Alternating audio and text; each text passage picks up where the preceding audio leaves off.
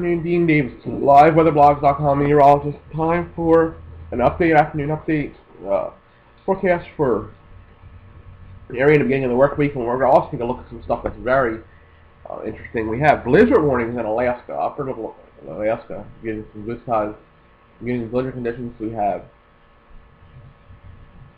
also winter storm warnings. What does that mean for us? When this next storm comes in, it's going to have an interesting track. Let me tell you, I'm rolling the track right now.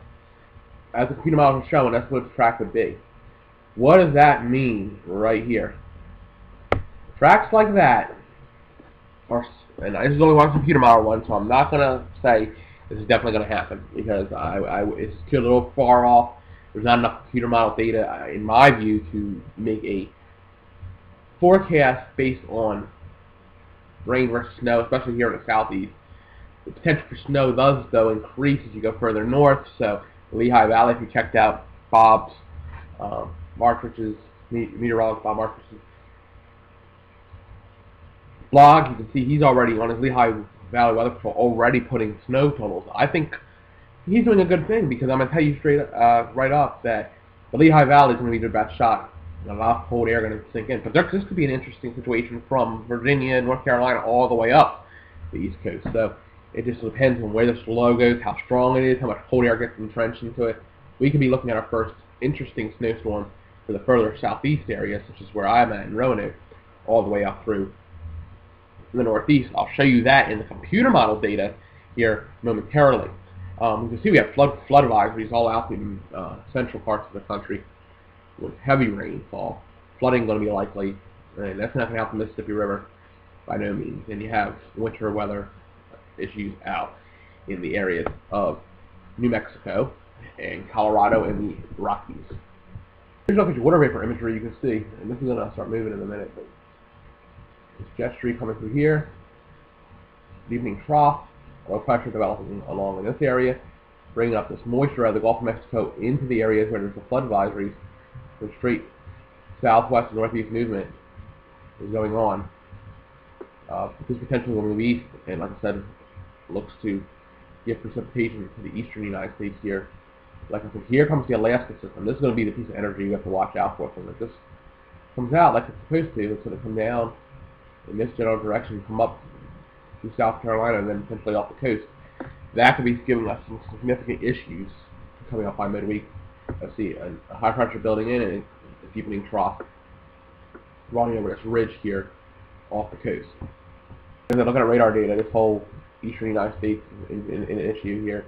The Mississippi River Valley, this rain is basically moving southwest to northeast. It's not really too much of a progression east very quickly.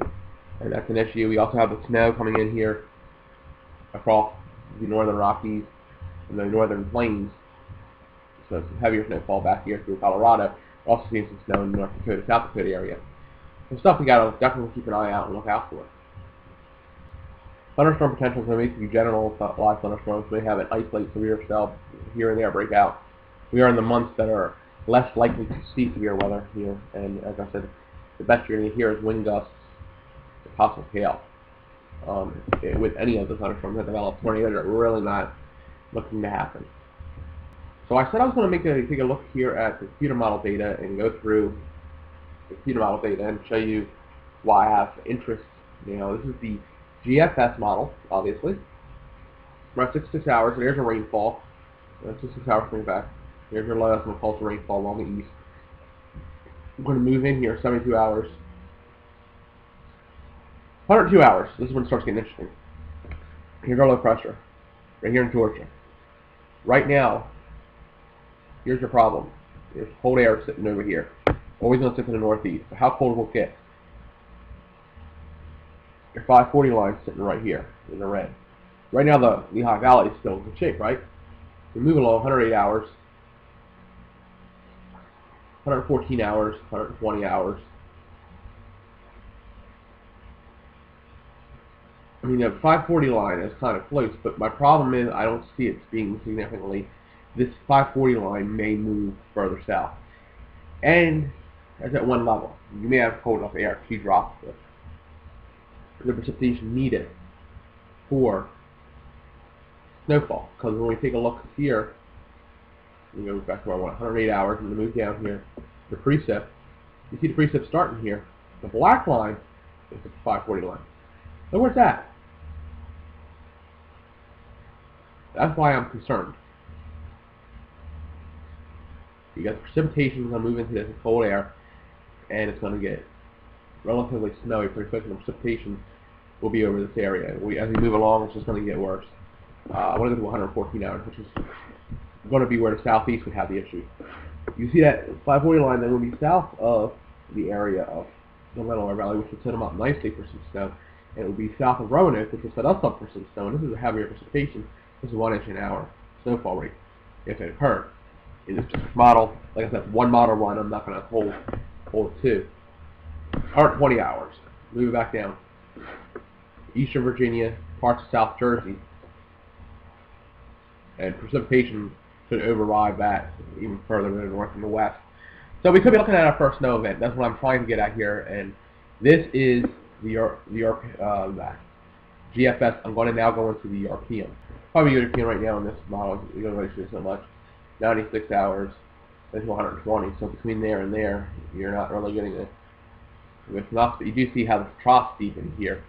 So that would also show a progressive probability of that 540 line coming over and causing issues with snow. So both are looking decently interesting for precipitation to be snowfall possibly on the East Coast. So stay with Live Weather Blogs. We're going to continuously update this. This is only 1 mile run. Like I said, I'm not going to make a first call snow forecast, at least until I see a few more runs that are consistent to this.